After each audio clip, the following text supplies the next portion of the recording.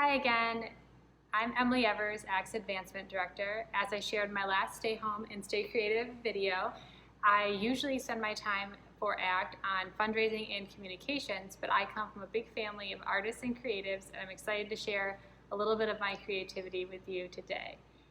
My mom is actually an artist as well, and she works on the exhibits team at the Public Museum in downtown Grand Rapids.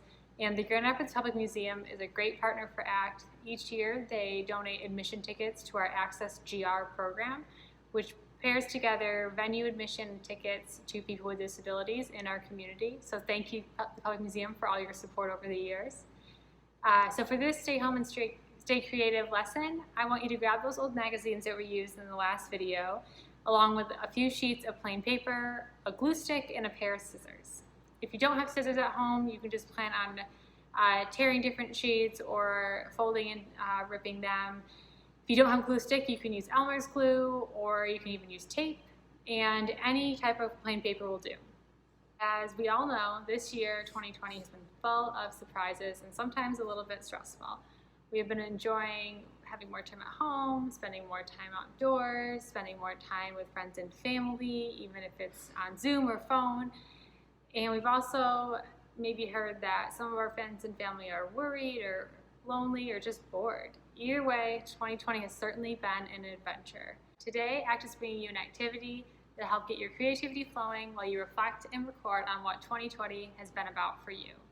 I'm going to walk you through an activity that will help you make your own personal zine about your life this year. What is a zine? A zine is a small circulation of a mini magazine, and there are all kinds of zines about all different types of things. Some people create one and make copies to share.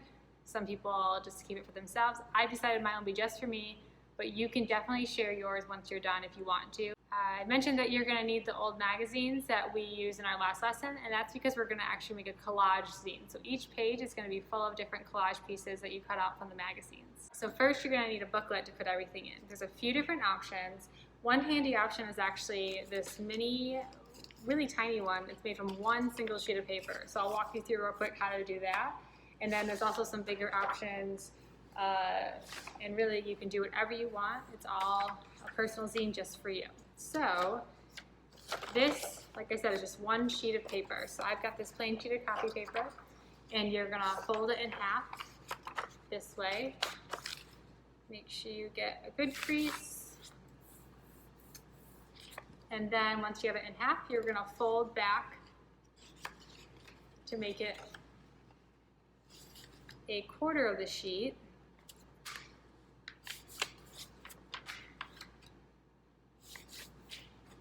So that when you unfold it, it's kind of like an accordion here. Then, once you have it unfolded, you're gonna fold it in half the long way.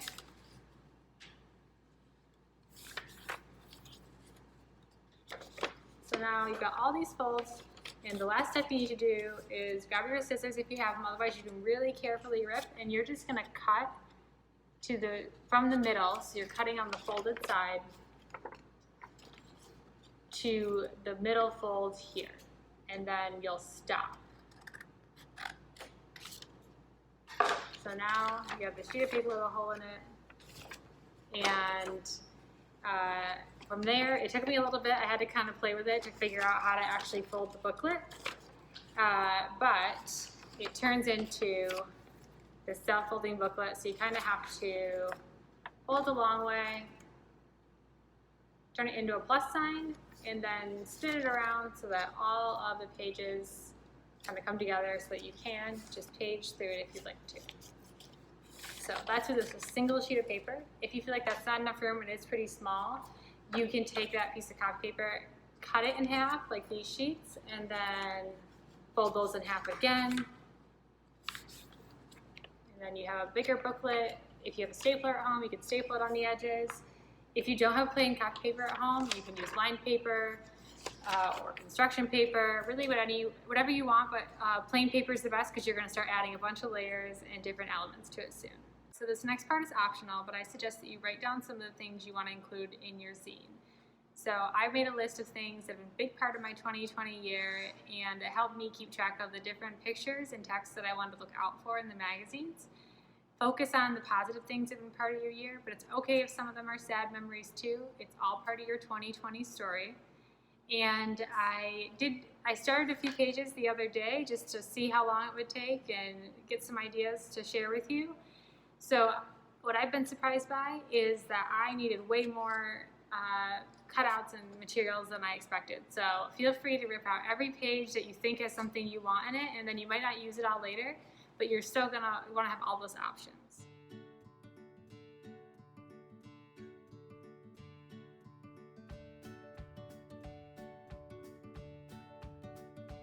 Now is the part where you have to kind of make some more decisions about how you want your pages to look, and you're gonna have to spend probably a little more time on this, putting some things together after the video ends, but I wanna share some suggestions with you. And then I'm actually gonna show you from above with our document projector that we got new at ACT this year. And it's a great way for us to project classes while they're in action so people can follow along with the teaching hours as they work. But we're also excited to use it for a lot of our virtual classes coming up soon. Once you have your sheets pulled out of your magazines and the images or words that you want to use cut out, you can divide them into piles so that the things that match go together. If you don't have scissors at home or if they are hard for you to hold, you can also rip those images and words out or fold and tear along the fold in the magazine. So I've been doing a lot of indoor and outdoor gardening this year, and that's why I decided to have some pages with greenery and plants. I've also been eating a lot of yummy food cooked at home, so I've got a big pile of food items ready. And then I also cut out some patterns and colors that I just liked so that I can add them to the backgrounds or accents for the pages. No, I don't have a plan for the alpaca picture, but I decided that he had to come out of the magazine so I could do something with it later since it was so eye-catching. Next, you'll start making a plan so that each page has a few items laid out. You can see here that I have one with a background layer, and then I layered more on top of that. The more layers will add more excitement to your 2020 zine, but it's really up to you how you want to do it. So once you have all your pages planned out, grab your glue stick or your glue and get ready to actually put everything in the zine. Make sure you start with your background pieces and then pile the smaller pieces and elements on top. Keep in mind that magazine paper is pretty thin, so if you put it down, it's probably not going to come back up, so make sure you're confident about where you're placing everything. And this process of creating can take as long as you want it to, so spend some time after the video's over finding more pieces, grabbing more magazines, and you can even grab junk mail and newspaper if you want to add those too, if you need more ideas and components. And if you want, you can hand draw or write in details as well. It doesn't have to just be collage. It's your very own zine, so it's up to you how you want to create it. So after this video ends, I hope you finish your whole zine and then post a picture or send us a picture of it. We'd love to see what you're creating, and if you're okay with it, we'll share it on our Facebook page at ACT. Thank you so much for creating today with me. Stay home and stay creative, everyone.